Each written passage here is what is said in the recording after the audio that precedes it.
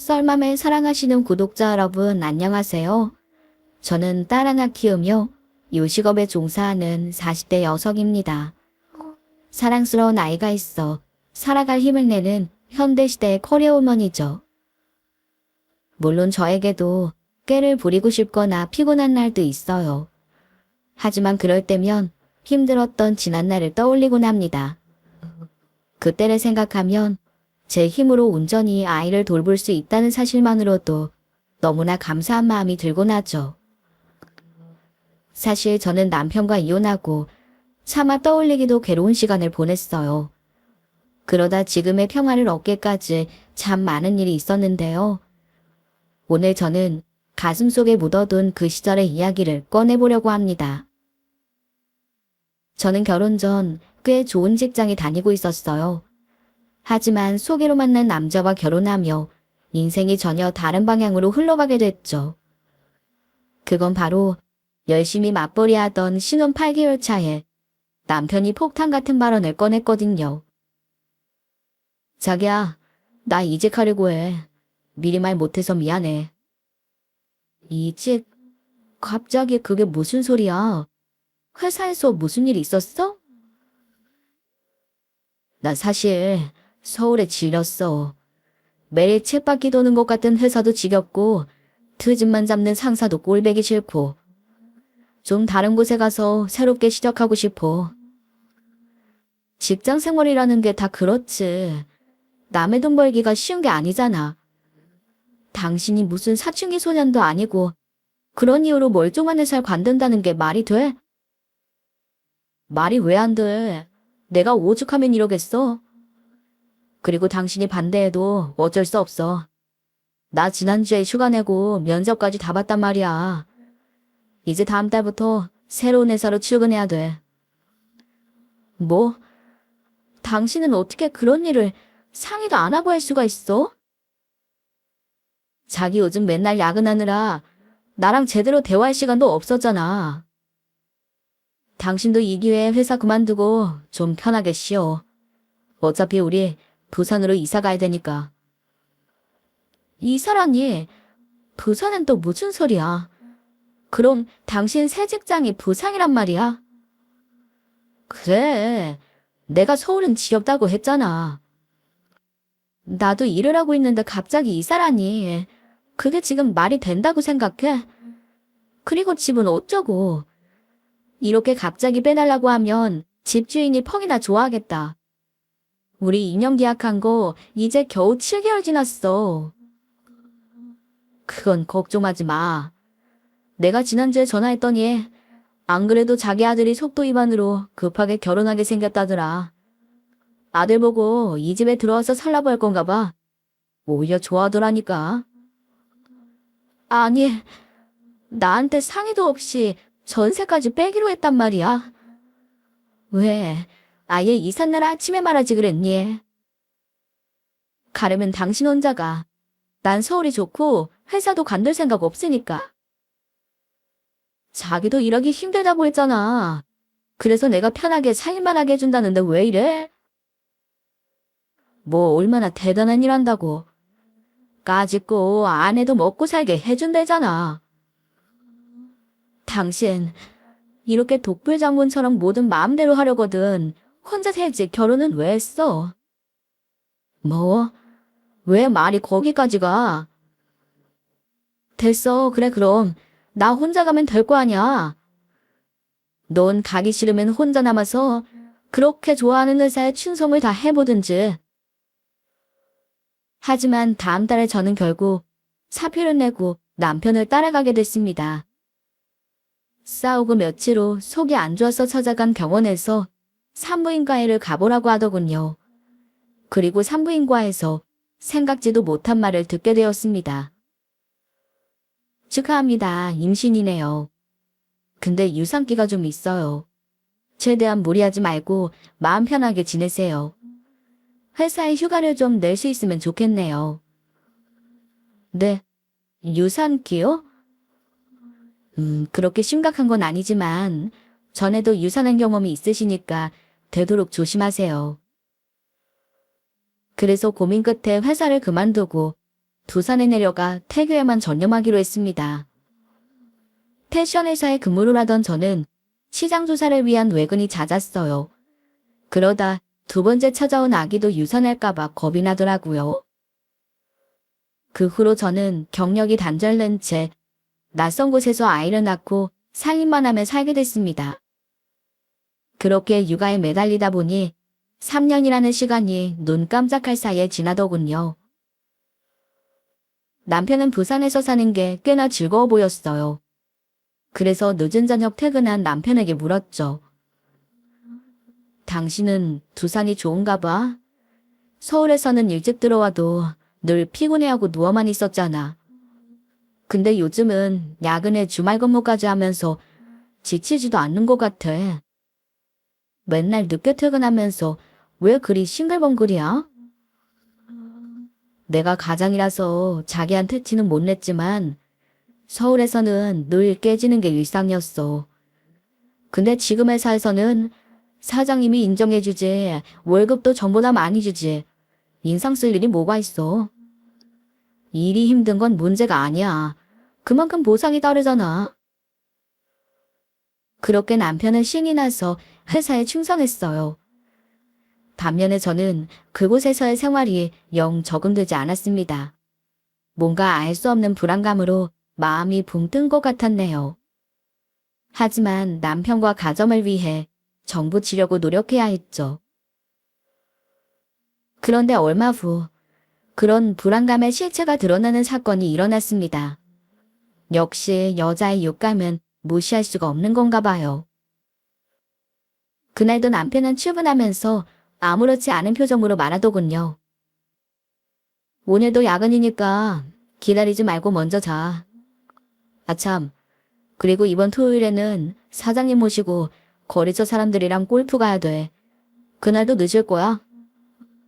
주말에도? 매일 야근시키고 출장 보내는 것도 모자라서 주말에도 꼭 당신을 끌고 가야 된대? 사장님이 너무 배려가 없으신 거 아니야? 우리는 아직 애도 어린데. 애가 어린이 나한테 더 신경 써주시는 거지.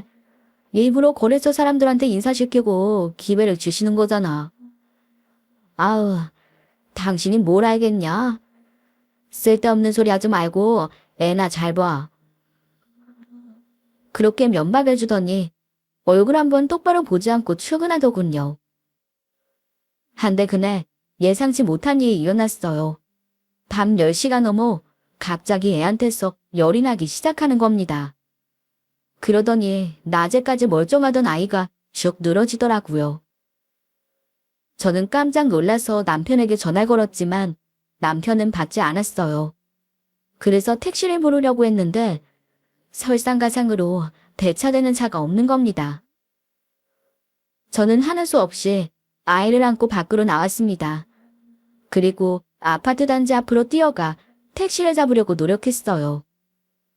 하지만 좁은 도로가 텅 비어서 오가는 차가 전혀 없더군요. 그때 저를 경비 아저씨가 발견하셨죠. 왜 그래요? 애가 아파요? 네, 열이 39도예요. 응급실에 가야 할 것 같은데 택시가 안 잡히네요. 아이고 저런. 이쪽은 좁은 도로라 오가는 차가 없을 거예요. 저기 육동 앞 정문 쪽으로 가봅시다. 저는 허둥거리며 아저씨 뒤를 따라갔어요. 그리고 한참을 걸어 큰 길가에 도착해서 택시를 잡으려고 노력했습니다. 단지가 넓어 같은 아파트라도 저희 동과는 좀 떨어진 곳이었죠. 그런데 그때 제 앞으로 고급 외제차 한 대가 서더라고요. 그러더니 화려하게 치장한 여자가 내려서 편의점에서 숙취 해소제를 사오는데 경비 아저씨가 그 사람에게 인사를 건네시며 말씀하셨어요. 안녕하세요. 오늘도 늦으셨네요. 아이고, 사장님이 많이 취하셨나 봐요. 네. 아, 죄송한데 이 사람 좀 집 안으로 옮겨주실 수 있겠어요?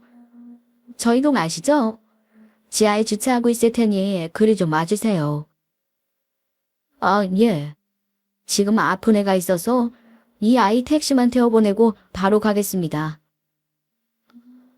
그러자 여자가 대답 대신 고개를 까딱해 보이고는 운전석에 앉더군요.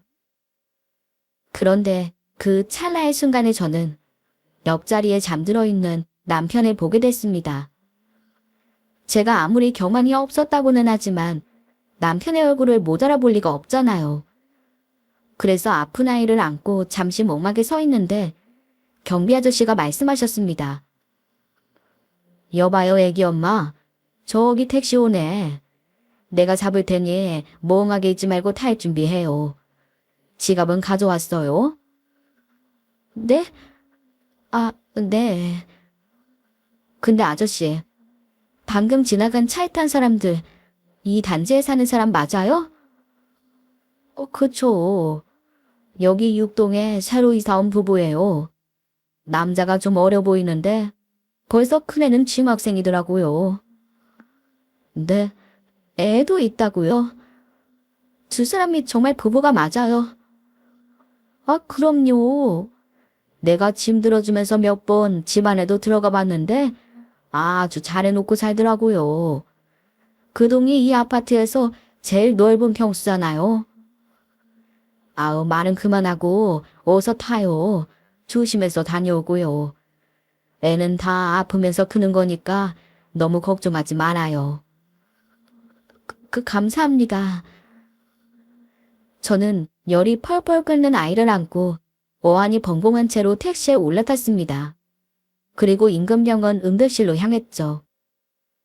아이가 아파 정신없는 와중에도 외제차에서 잠들어 있던 남편의 얼굴은 선명하게 떠오르더군요. 거기다 남편과 여자가 부부라던 아저씨의 말도 생각났습니다. 도대체 이게 어떻게 된 일인지 머릿속이 정리되지 않았어요. 하지만 일단은 아픈 아이를 돌보는 게 그 썸무였네요.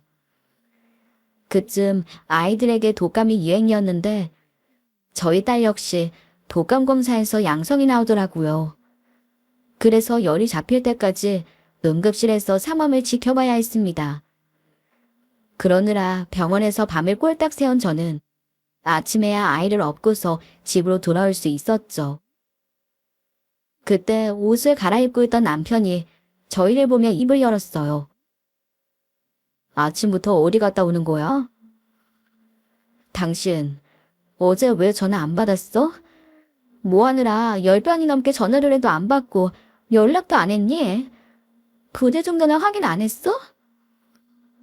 내가 야근한다고 했잖아. 근데 왜? 연수가 독감이래. 응급실에서 여태 시약 맞다 온 거야. 독감? 너는 애를 어떻게 받길래 애가 독감에 걸려? 당신이야말로 뭐하고 다니느라 집에서 오는 연락을 무시하는 거야. 걱정되지도 않아. 걱정을 왜 해? 네가 애냐? 나는 돈 벌고 너는 애 보고 우리 그러기로 한 거 아니었어? 돈을 벌어. 당신이 어제 돈 버느라 연락 안 받은 거야? 너 아침부터 왜 그래? 애는 네가 잘못 봐놓고 왜 나한테 성질이야? 밤새 일하고 들어와서 옷만 갈아입고 나가야 하는 사람한테 왜 시비냐고. 남편의 뻔뻔한 반응에 저는 뭐라고 말을 꺼내야 할지 몰라서 한숨이 먼저 나왔어요. 하지만 마음을 굳게 먹고 입을 열었습니다.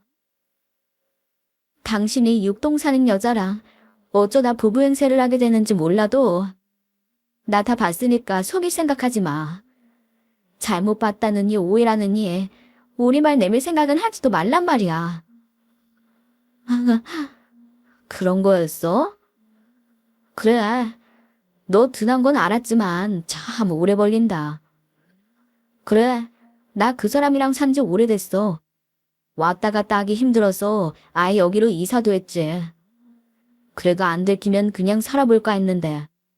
어차피 다 알았으니까 우리 시간 끌지 말고 얼른 정리하자. 당신, 그게 도대체 무슨 소리야? 정리라니. 이혼이라도 하자는 거야? 야, 나 그 사람이랑 산지 2년이 다 되어가. 너 그거 알고도 나랑 계속 살 수 있어. 말도 안 돼. 날 이 먼 곳까지 끌고 와놓고 너는 그 긴 시간 동안 두 집 살림을 해왔단 말이야. 네가 인간이니? 그래놓고 뭐가 그렇게 당당해? 네가 감히 어떻게 먼저 이혼 소리를 입에 담아? 누가 당당해? 나도 미안하게 생각해. 그치만 이미 엎질러진 물이잖아. 그럼 내가 무릎 꿇으면 좋게 이혼해 줄래? 내가 미쳤어? 누구 좋으라고 이혼을 해? 절대 못해. 안 해.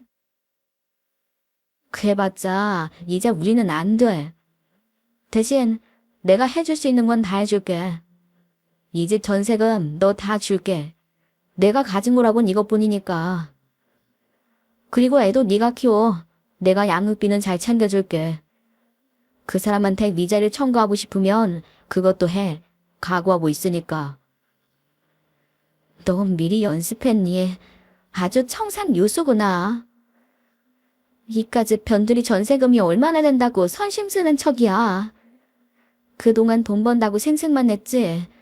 네가 나한테 갖다 준 건 애 키우기도 부족한 돈이었어. 근데 네가 가진 돈이 이것뿐이라는 게 말이 돼? 알아서 청약 들고 돈 모을 테니 애만 보라며. 그래놓고 이제 와서 한다는 소리가 전세금 받고 떨어지라고. 너 그 여자랑 짰니? 나한테 돈 주지 말래? 야, 말이 되는 소리를 해. 그 사람 우리 회사 사장이야.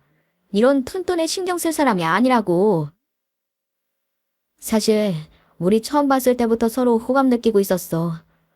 그래도 선은 지키려고 노력했는데 같이 일하기 시작하니까 맘처럼 쉽지가 않더라고. 그 사람은 사별하고 아들 둘 키우는데 애들도 날 잘 따라. 이제 날 정말 아빠로 생각한다니까. 나한테는 일하느라 힘든 척 하더니 돈 많은 이혼녀 수발 듣느라 바쁜 거였어? 그래서 사장님 소리를 달고 살았구나. 우리 연수는 일주일 내내 아빠 얼굴 보기도 힘든데 그 집 애들하고는 사이가 좋아. 넌 인간도 아니야. 다 늙은 여우가 돈으로 꼬시니 몸도 마음도 다 바쳐 충성했니? 그래서 그렇게 사니 좋디? 좋아? 알지도 못하면서 말 함부로 하지 마. 늙은 여우라니. 그 사람 죽은 남편 대신해서 회사 키우면서 전보다 더 성공시킨 사람이야. 존경받을 만한 사람이라고. 미친. 존경받을 사람이 다 얼어 죽었니? 남의 가정 파탄낸 주제 존경? 어디 존경을 받는지 돌 팔매를 맞는지 내가 동네방네 다 소문내 볼까? 마음대로 해라. 그래봐야 누워서 침 뱉기야. 이거 소문나면 연수한테는 뭐가 좋을 것 같아? 또 이럴 거면서 나는 왜 끌고 내려왔어? 너 혼자 와서 두 집 살림하든 세 집 살림하든 마음대로 살지. 멀쩡히 일하는 나는 왜 데려왔냐고. 야, 말은 바로 해야지. 내가 억지로 끌고 왔냐? 네가 부시해서 애 잘못될까봐 지레 겁먹고 회사 그만둔 거잖아. 그리고 나도 처음에는 정말 이럴 생각 없었다니까. 너랑 애랑 잘 살아보려고 내려온 거야. 근데 이렇게 될 운명이었는데 어쩌냐? 운명, 웃기고 자빠졌네. 그래, 네 운명이 어떻게 될지 한번 지켜봐. 불륜남녀로 찍혀서 평생 얼굴 못 긁고 다니게 만들 줄 알아. 알겠어? 저는 그렇게 발악하며 소리를 질렀습니다. 그러다 퍼뜩 잠에서 깬 아이가 우는 소리에 방으로 달려갔죠. 그리고 며칠간 아픈 아이를 돌보는 내내 명치를 누르는 울분을 이겨내며 버텨야 했네요. 남편은 아이가 아프다는 말은 들었지만 집에 들어오기는커녕 딸의 안부도 묻지 않더군요. 그런 모습을 보자 그 사람과 더 이상은 함께할 수 없다는 생각이 들었습니다. 게다가 남편이 얼토당토하는 말로 저를 협박하기 시작했어요. 그 사람이 위자료 챙겨준다고 할 때 이혼해. 복잡한 가정 지려주고 변호사 비용도 안 들어가는데 대체 왜 버티는 거야? 네가 그런다고 달라지는 건 없어. 나 이제 부끄러움이고 뭐고 없다고. 어차피 다 들킨 거 당당하게 그 집 드나들 거야. 그럼 소문나는 건 한순간인데 그게 연수랑 너한테 좋겠어? 괜히 버티느라 기빨리지 말고 현명하게 판단해. 그래서 저는 결국 이혼을 선택할 수밖에 없었습니다. 물론 남편의 말 때문만은 아니었어요. 그런 남자를 다시 주워 산다고 한들 소용없다고 생각한 제 판단 때문이었습니다. 하지만 그때 저는 미처 눈치채지 못했네요. 양육비를 준다는 남편의 말이 새빨간 거짓말이라는 걸 말이죠. 이미 대차게 뒤통수를 맞고도 그걸 몰랐으니 저도 참 아둔한 여자였습니다. 그 후 저와 이혼을 한 남편은 보란듯이 그 집으로 들어갔어요. 그러더니 단란한 가족 행세를 하며 코앞에서 제 속을 뒤집었죠. 저는 그런 모습을 아이가 볼까봐 늘 전전긍긍하기 분주했고 결국 저는 부산을 떠나기로 마음먹게 됐습니다. 어차피 연고도 없던 곳에 남편 때문에 내려갔으니 미련 따위는 없었어요. 아니, 오히려 하루라도 빨리 떠나고 싶었습니다. 하지만 저에게도 시간이 필요했습니다. 아무리 남편과 여자에게 위자료를 받았지만 그걸로 한몫 챙길 정도는 아니었어요. 생각보다 상간녀 위자료 책정 범위가 그렇게 높지 않더라고요. 거기에 변두리 낡은 아파트 전세금을 보태봐야 서울에서 작은 빌라 하나 얻기로 빠듯했어요. 그러니 아이와 둘이 살아가려면 빨리 일자리를 구해야 했습니다. 그래서 저는 닥치는 대로 서울회사에 이력서를 넣었어요. 하지만 경기도 나쁘고 나이 어린 경쟁자도 많아 서류 통과도 어려운 게 현실이더군요. 그러다 가까스로 한 회사에서 연락을 받고 면접 당일 일찌감치 아이를 어린이집에 맡기고 서둘러 기차역으로 향했어요. 결과가 어떻게 되든 면접할 기회가 주어졌다는 것만으로도 들뜨더라고요. 그런데 승강장으로 걸어가는 제 뒤로 한 청년의 간절한 목소리가 들려왔습니다. 제 어머니가 위독해요. 꼭 가야 돼요. 죄송합니다, 고객님. 매진이라고 말씀드렸잖아요. 오늘 서울 가는 표는 다 매진이에요. 지금 어머니가 병원에 계세요. 무슨 방법이 없을까요? 제발 부탁드립니다. 죄송합니다. 버스나 다른 방법을 찾아보시는 게 좋을 것 같아요. 직원의 말에 남자는 눈물을 흘리며 발을 동동 굴렀어요. 그 모습에 저도 몇 해 전 친정엄마를 보낼 때가 생각났습니다. 중학교 때 아버지가 돌아가시고 친정엄마가 서울에 혼자 살고 계셨거든요. 그러다 갑자기 사고를 당하셨는데 제가 부산에서 올라가는 걸 기다리지 못하고 돌아가셨어요. 그래서인지 청년의 사망이 괜히 남일 같지 않았습니다. 저는 한숨을 쉬며 청년에게 다가가 표를 내밀고 이렇게 말하고 말았죠. 저 이거 10분 후에 출발하는 표예요. 이거 타고 어서 어머니한테 가보세요. 네? 정말이세요? 정말 그래도 될까요? 괜찮아요. 저보다 그쪽 상황이 더 급하신 것 같았어요. 정말 감사합니다. 그런데 표를 제가 받아도 되는 건지, 혹시 무슨 일 때문에 올라가시는 건지 여쭤봐도 될까요? 사실 면접에 가는 길이었어요. 면접이요? 그럼 늦으면 안 되는 거 아닌가요? 괜찮아요. 하필 그쪽이 지금 절 만난 건 다 이유가 있는 거 아니겠어요? 가서 꼭 어머니 만나세요. 감사합니다. 정말 감사합니다.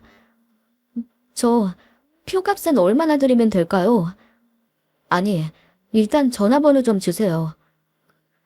아니요, 괜찮아요. 그리고 지금 들어가셔야 돼요.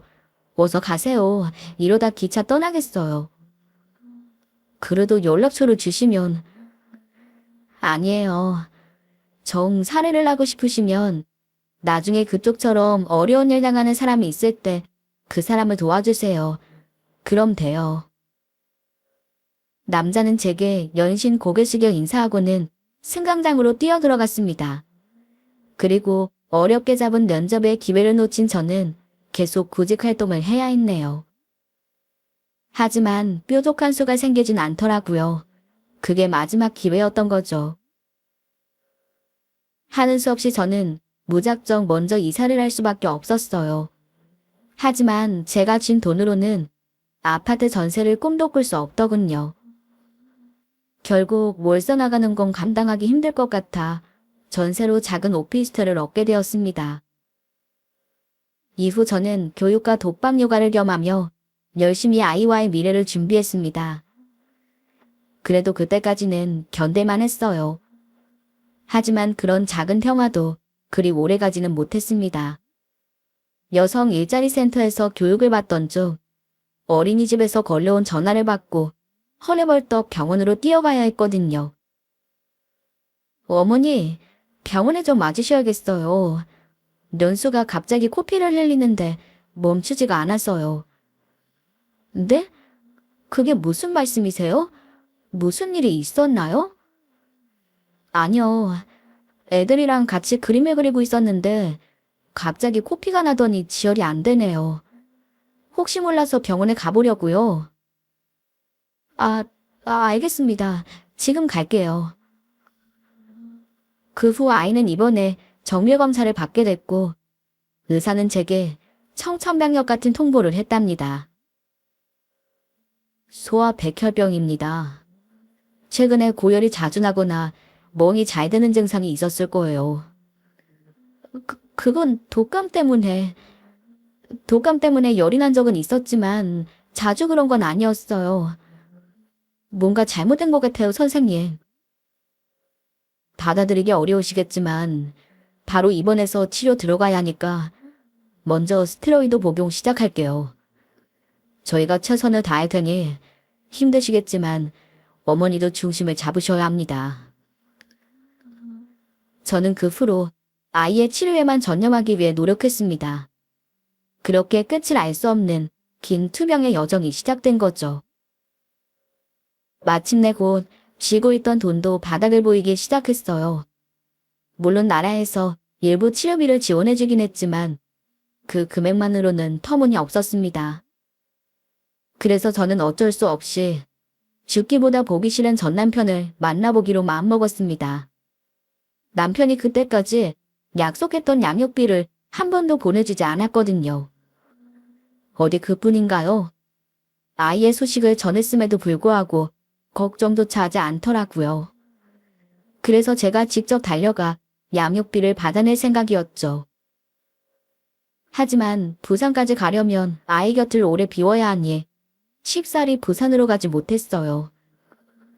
그때 아이와 같은 병실에 있던 다른 보호자가 제게 이렇게 말해주더군요. 연수 엄마, 걱정 말고 다녀와요. 내가 아픈데 아빠가 나 몰라라는 게 말이 돼? 내가 연수 잘 보고 있을 테니 가서 혼꾸녕을 내주고 와요. 그러자 옆에 있던 간호사도 저를 안심시켜주는 말을 했어요. 네, 저희가 있으니까 걱정하지 마세요. 연수 너무 귀엽고 착해서 간호사들 사이에서도 인기 최고예요. 저희가 잘 돌볼 테니 걱정 말고 다녀오세요. 감사합니다. 정말 감사합니다. 저는 같은 병실 보호자와 간호사들에게 아이를 맡기고 부산으로 내려갔습니다. 하지만 남편의 반응은 예상을 벗어나지 않았어요. 네가 애 잘못 봐서 아픈 거 아니냐? 그래놓고 왜 병원비를 나한테 달라야? 전세금 뺀 거 다 줬잖아. 그걸로 병원비 안 하고 뭐 했어? 당신 양육비 한 번도 안 보낸 거 몰라? 고소하기 전에 어서 애 양육비나 내놔. 돈이 있어야 주지. 내가 잘 사는 것 같지? 나 사실 그 집에서 모습이야. 술 못 먹는 그 사람 대신해서 술 상무해주고 애들 학원에 데려다주고 그게 내 일상이라고. 어디 돈 한 푼 내 맘대로 쓸 수 있는 줄 알아? 그건 네 사정이지. 누가 등 떠밀어 재혼했니? 네가 좋아서 한 거 아니야? 그리고 멀쩡히 월급 받으면서 왜 돈이 없어? 그 여자아들은 둘이나 키우면서 아픈 네 핏줄은 나 몰라라 하겠다는 거야? 몇 번을 말해. 돈이 있어야 양육비도 주는 거지. 내 맘대로 쓸 수가 없는데 나더러 뭘 어쩌라는 거야? 사람 그만 잡고 이럴 시간에 가서 애 낳아봐. 아픈 애는 혼자 두고 돈 타령이나 하러 여기까지 왔냐? 사지육신 멀쩡하면서 전 남편 뜯어먹을 생각 그만하고 정 어려운 애 네가 벌든가. 결국 계속 자리를 비울 수 없던 저는 빈손으로 돌아올 수밖에 없었습니다. 하지만 병원비의 압박은 계속됐고 결국 구매지책으로 짬을 내 아르바이트를 하기 시작했어요. 병원 앞 식당에서 설거지도 하고 주문이 밀릴 때 연락이 오면 치킨집에서 배달 일을 하기도 했습니다. 이 또한 주변 사람들의 도움으로 잠시 짬을 낼 수 있어 가능했지만 병원비를 감당하기엔 여전히 힘들었죠. 그래서 전셋집을 빼려고 고민하고 있을 때 생각지도 못한 인연을 만나게 되었습니다. 그날도 저는 간호사들에게 양해를 구하고 잠시 치킨 배달에 나선 참이었어요. 그런데 병원 근처 아파트 단지에 배달을 가서 배를 누른 순간 낯이 익은 얼굴이 제 앞에 나타났어요. 혹시 부산역에서 표 양보해 주신 그분 맞으시죠? 아, 네, 안녕하세요. 어떻게 이렇게 만나게 되네요. 그러게요. 정말 신기하네요. 안 그래도 꼭 만나 뵙고 인사드리고 싶었는데 너무 잘 되네요. 제가 원래 다른 치킨을 좋아했는데 오늘 유독 여기 치킨이 먹고 싶더라고요. 혹시 치킨집 사장님이셨던 거예요? 아, 아닙니다. 그냥 아르바이트 하는 거예요. 아, 혹시 그때 저한테 표 양보해 주셔서 취업이 잘 안 되신 건가요? 아니요. 그 회사가 저랑 인연이 없으니까 그런 거겠죠. 신경 쓰지 마세요. 그래도 정말 감사하고 죄송했습니다. 이렇게 만난 걸 보니 저희가 보통 인연은 아닌 것 같아요. 저기, 안 그래도 제가 마음이 너무 불편했거든요. 제발 이번에는 보답을 좀 할 수 있게 해주세요. 부탁드려요. 아니에요. 벌써 한참 전 일인데 보답은 무슨. 그때 어머님은 잘 만나셨나요? 그럼요. 그 얘기하려면 좀 길거든요. 그러니까 시간 좀 내주세요. 아니면 제가 계속 이 치킨집으로 찾아뵐 수밖에 없어요. 아, 정말 안 그러셔도 되는데. 사실 제가 사정이 있어서 시간을 내기가 좀 어려워요. 알겠어요. 시간 많이 안 뺐을 테니 내일 점심에 잠깐 식사만 대접할게요. 1시간 정도면 돼요. 그러세요, 그럼. 내일 1시에 요 앞 사거리 약국 앞에서 만나요. 네, 감사합니다. 내일 뵐게요. 치킨 잘 먹겠습니다. 그렇게 다음날 전 약속 시간에 그 남자를 다시 만났습니다. 나와주셔서 감사해요. 시간이 없다고 하셨으니까 얼른 가요. 네? 어디를 가는지. 아하, 저기 아파트 옆 번화가에 진짜 맛집이거든요. 멀지 않으니까 걱정 마세요. 걸어가면 5분이에요. 네? 아니, 아무거나 먹어도 되는데 맛집이면 사람도 많을 것 같고. 괜찮아요. 미리 말해놔서 기다리지 않아도 되거든요. 여기가 진짜 족발 맛집이에요. 소문 듣고 연예인도 많이 다녀갔거든요. 어서 들어가세요. 네? 아니, 무슨 점심부터 족발을. 전 그냥 가볍게 백반이면 되는데. 제가 미리 말을 해놔서 어쩔 수가 없어요. 일단 들어가세요. 그렇게 남자의 안내를 받고 가게로 들어갔는데 그 남자를 발견한 가게 사장님이 갑자기 제 손을 덥석 잡는 거예요. 아유, 안녕하세요. 말씀 많이 들었습니다. 너무나 감사한 분을 이제야 만나게 되네요. 저 이 족발집 사장님이자 이 아이 엄마예요. 네, 안녕하세요. 그때 병원에 계신다고 들었는데 지금은 건강해 보이시네요. 그러게 말입니다. 덕분에 제가 이렇게 다시 건강하게 살아있네요. 그때 면접까지 포기해가며 기차표를 양보해 주셔서 우리 아들이 수술에 늦지 않게 와줬어요. 수술이요? 그게 무슨... 사실 내가 만성 신부전을 앓고 있었어요. 그래서 계속 투석으로 버티다가 결국 이식을 받아야 한다는 진단을 받았습니다. 근데 나한테 피 붙이라고는 저의 하나예요. 그러니 지가 나서서 엄마한테 심장을 주겠다고 하더라고요. 처음엔 나 살겠다고 어린 자식 몸에 칼 대는 게 맞는 건지 고민도 참 많았어요. 그래도 내가 그냥 가면 하나뿐인 자식 가슴에 대못을 박을 것 같아 그냥 받기로 했었습니다. 그래서 2달 동안 여러 가지 검사랑 준비를 하고 수술 날짜를 잡았는데 갑자기 수술을 앞두고 상태가 심각해져서 일정을 앞당기게 된 거예요. 그런 일이 있었군요. 그때 저희 2사람의 얘기를 듣던 청년이 갑자기 대화에 끼어들었어요. 청년은 저를 처음 만났던 그날처럼 2눈 가득 눈물을 담고 저를 바라보며 입을 열었죠. 네, 사실 예정된 수술은 일주일 뒤라 저는 이틀 전에만 입원하면 되는 거였어요. 그래서 제가 그 전에 아버지한테 수술 좀 잘 되게 해달라고 인사드리려고 내려갔던 거예요. 저희 본적이 부산이라 아버지 산소가 거기 있거든요. 근데 요독 증세가 오면서 엄마 상태가 급격하게 나빠지셨어요. 그러다 폐혈증으로 넘어가게 되면 치명적이라 수술 일정을 당기게 되었었습니다. 그날 제가 표를 못 구했으면 정말 어떻게 됐을지 몰라요. 마침 진검다리 휴무라 그 뒤 기차도 계속 매진이라고 했거든요. 정말 다행이네요. 그래서 사장님은 지금 건강을 회복하신 건가요? 네. 보시다시피 이렇게 건강하게 장사하고 있네요. 물론 예전처럼 직접 주방에서 일하는 건 아니지만요. 내 정신 좀 봐요. 귀한 사람을 모셔놓고 이렇게 수다만 떨었네요. 잠깐만 기다려요. 사장님은 급하게 안으로 들어가 족발을 내오셨어요.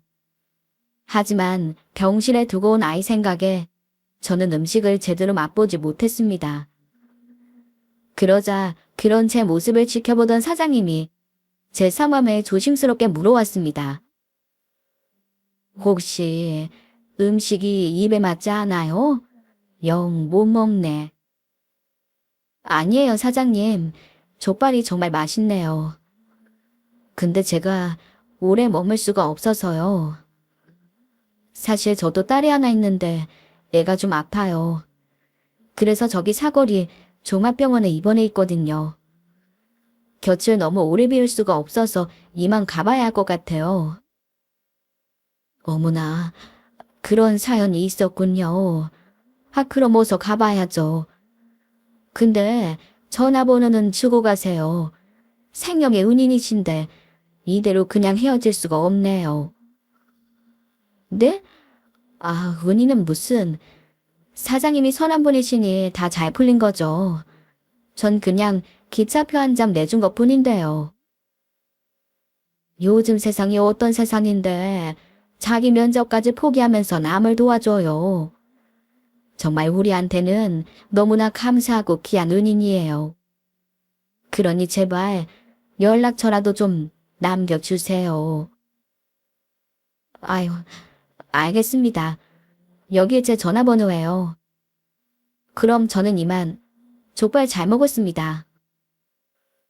결국 저는 간곡한 부탁을 거절하지 못해 얼른 전화번호를 적어드리고 가기를 나섰습니다. 그리고 다시 병원에 돌아와 아이를 간병하며 치료비 고민에 빠졌죠. 그런데 다음날 생각지도 못한 사람들이 병원으로 찾아왔어요. 어제 우리 아들한테 마저 들으니 배달 일을 한다고 하더군요. 애를 간병하면서 일을 한다니 내가 짚히는 게 있더라고요. 그래서 실례인 줄 알지만 치킨집에 좀 물어봤습니다. 내가 이 동네 터줏대감이라 상인들하고는 거의 안면이 있거든요. 그런데 사정이 좀 어려우시다고 들었어요. 아, 예. 어차피 다 들으셨을 테니 솔직히 말씀드릴게요. 바람나 이혼한 전 남편이 양육비도 주지 않고 아이 아픈데 와보지도 않네요. 그런 인간이 좋다고 살았던 제 자신이 너무 원망스러워요. 애는 돌봐야 하고 돈은 필요하고 그래서 잠깐씩 도와달라고 하실 때만 나가서 푼돈이라도 벌고 있는 거예요. 근데 이제 그런 걸로는 버틸 수가 없을 것 같네요. 어차피 아이랑 거의 병원에만 있으니까 그냥 전셋집을 빼야 할 것 같아요. 아니, 아이가 태어나면 어쩌려고요. 애가 엄마랑 얼른 편안한 집으로 돌아가고 싶을 텐데 집이 없으면 어쩝니까? 그러지 말고 일단 지금은 애 치료에만 전념해요. 치료비는 걱정하지 말고요. 네? 그게 무슨 말씀이신지. 나도 혼자 몸으로 저 녀석 키우느라 참 많이도 울었다고. 그래서 애기 엄마 마음을 누구보다 잘 알아요. 거기다가 내 목숨까지 구해준 은인이 이렇게 고생하는데 뭐라도 해주고 싶네요. 병원비는 우리가 맡을 테니 애 다 낳으면 족발집에 나와서 일을 좀 배워요. 우리 가게가 그래도 꽤 이름난 맛집이에요. 사람들이 비법 알아내려고 돈을 뭉텅이로 들고 온다니까. 시육수도 팔라고 아우성이고. 그래도 꿈쩍 안 했거든? 근데 내가 그거 다 줄 테니까 일 배워서 족발집 해봐요. 어머, 아닙니다. 그런 귀한 걸 제가 어떻게 받아요. 더구나 병원비까지. 염치가 없어서 안 됩니다. 아, 누가 공짜로 준다고 했어요? 애 낳으면 돈 벌어서 갚아요. 어차피 저 녀석은 다른 공부하고 있어서 족발집엔 관심도 없고 그렇다고 다른 누구 줄 사람도 없어요. 그러니 애기 엄마가 잘 배워서 우리 족발 비법 끊기지 않게 해줘요. 그럼 누이 좋고 매부 좋은 거 아니겠어요? 마침 나한테 작은 상가도 하나 있고요. 일 배워 독립할 수 있게 되면 거기다 분점 내줄 테니 열심히 해봐요. 네? 아닙니다. 아니에요. 아무것도 아닌 일로 그런 간도움을 받을 순 없어요. 그러자 이번에는 청년이 나서 말했습니다. 과하다니요. 당치 않으세요.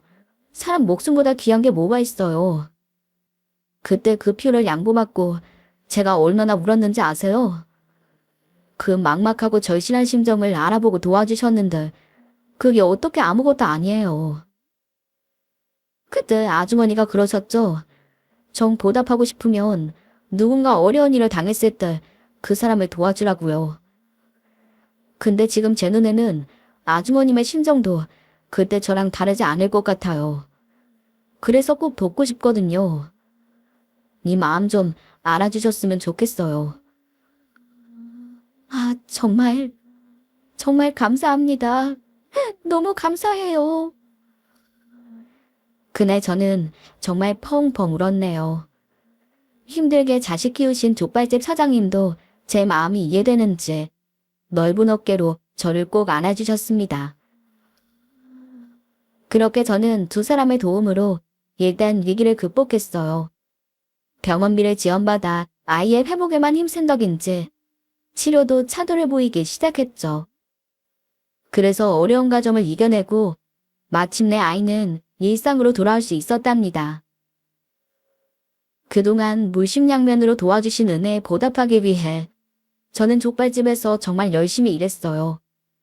그리고 어느 정도 시간이 지나자 사장님이 약속대로 자신의 상가에 분점을 내주셨습니다.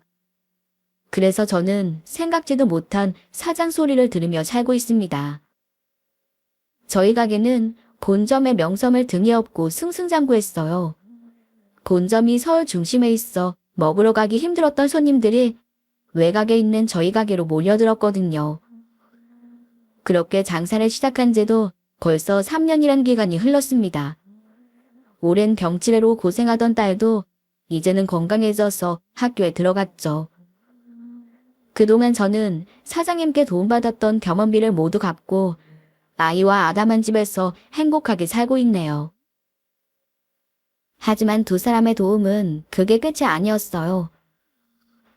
누나, 이번에 동문 모임에 나갔다가 잘 나가는 선배를 만났어요.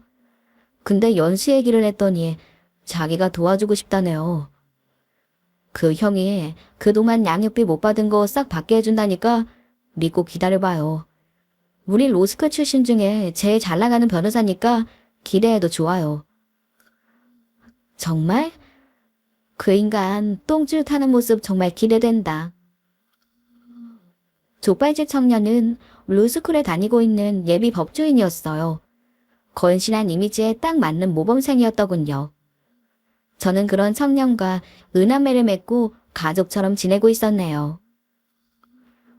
저는 또 한 번의 청년의 도움으로 그동안 못 받은 아이의 양육비 청구 소송까지 도움을 받게 되었습니다. 결국 배짱 튕기다 궁지에 몰린 남편은 어쩔 수 없이 밀린 양육비를 할부로 갚아나가고 있어요. 여러분, 저를 보면 세상은 참 신기하고 재밌는 곳이 아닌가요? 제가 면접을 포기하며 기차표를 양보할 때는 이런 결과를 전혀 예상하지 못했답니다. 그런데 별뜻 없이 베푼 작은 호의가 큰 산이 되어 돌아올 줄 어떻게 알았겠어요. 그 산이 궁지에 몰린 저를 지탱해주고 기댈 수 있는 언덕을 마련해 주었죠. 그러니 썰맘 애청자 여러분들도 늘 주변을 돌아보며 도움을 필요로 하는 곳에 손을 내밀어 보시길 바랄게요. 물론 평탄한 인생만 계속된다면 바랄 게 없겠지만 인생이 어디 그렇게 뜻대로 흘러가나요? 언젠가 저처럼 막다른 길목에서 동동거릴 때 그 작은 호의가 큰 눈덩이처럼 되돌아올지 알 수 없는 일이잖아요. 그럼 사연을 함께 해주신 모든 분들의 평안한 앞날을 기원하며 저는 이만 인사드리겠습니다. 감사합니다.